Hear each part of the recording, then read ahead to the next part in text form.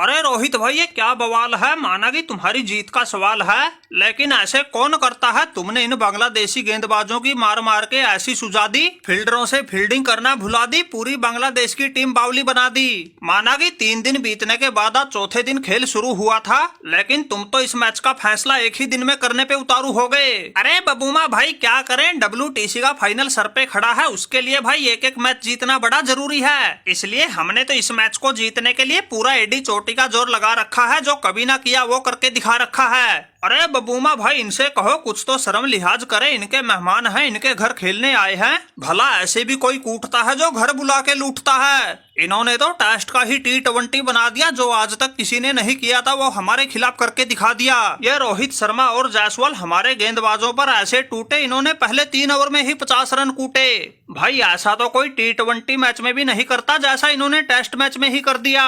अरे सुन रहे हो भाई रोहित शर्मा, ये साकिब अल हसन बिल्कुल ठीक कह रहा है। तुमने मेहमानों के साथ ऐसा सलूक नहीं करना चाहिए और टेस्ट मैच को टेस्ट मैच की तरह ही खेलना चाहिए। इनकी टीम ने 74 ओवर में 233 रन बनाए थे, लेकिन तुमने 34 ओवर में ही 285 रन बना के पारी घोषित कर दी। अरे बबूमा भाई, क्या करे, ये बांग्लादेशी तो इस दूसरे टेस्ट मैच को ड्रा करवाने की फिराक में है, लेकिन हमने तो इनकी टीम बिल्कुल आड़े हाथों ले रखी थी, अपने सभी बल्लेबाजों को खुली छूट दे रखी थी। ये तो उसी खुली छूट का था नतीजा, इनकी कुटाई करने में हमारे किसी बल्लेबाज का दिल नहीं पसीजा। पहले मैंने सिर्फ 11 गेंद में ही 23 रन कूटे, जिसमें चौका सिर्फ 1, लेकिन छक्के 3 लपेटे।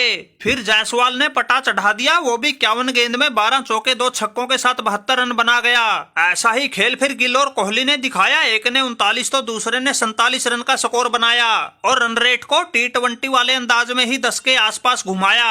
अरे बबूमा भाई, जुल्म तो तब हुआ जब इनका वो 30-35 गेंद में खाता खोलने वाला KL राहुल भी 43 गेंद में ही 68 रन बना गया, 7 चौकों के साथ 2 गगनचुंबी छक्के भी लगा गया, और सबसे बड़ी बात वो भी टेस्ट मैच में। फिर रही सही कसर इनकी, उस आकाशदीप ने पूरी कर दी, वो भी पूरी ताकत झोंक गया, खेल के 5 गेंद उसमें भी 2 छक्के ठोक गया। अरे ये तो हमारी किस्मत अच्छी थी, इनके ये रोहित शर्मा और आकाशदीप जैसे बैल बुद्धि ज्यादा देर क्रीज पर नहीं टिक पाए, वरना भाई ये तो रन रेट का ऐसा जहाज बना देते, 34 ओवर में ही स्कोर को 400 के पार पहुंचा देते।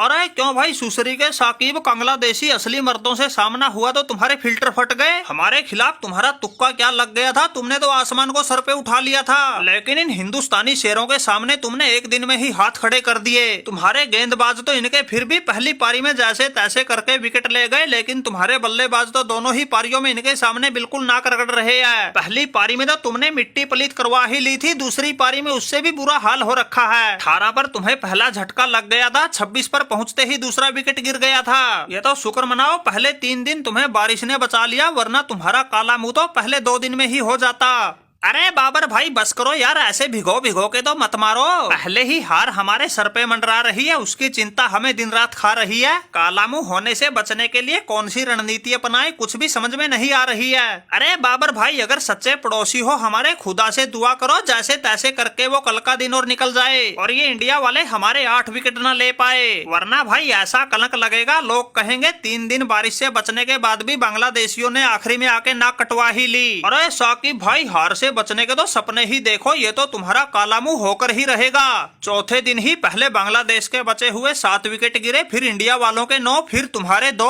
अगर यही हिसाब किताब चलता रहा, पूरा दिन छोड़ो, तुम्हारी बांग्लादेश तो फिर लंच से पहले ही निपट लेगी, और तुम्हारी ये एक के बाद एक दूसरी हार इस बाबर के कलेजे को बड़ी ठंडक देगी। और इस बबूमा बदमाश का चक्कर छोड़ दो, इससे बेचारे से कुछ नहीं होना जाना। इनकी तो खुद की टीम कभी अफगानिस्तान से हार जाती है, कभी आयरलैंड से हार जाती है, ये तो बेचारा खुद काला मुंह करवाए बैठा है, तुम्हें कैसे बचाएगा।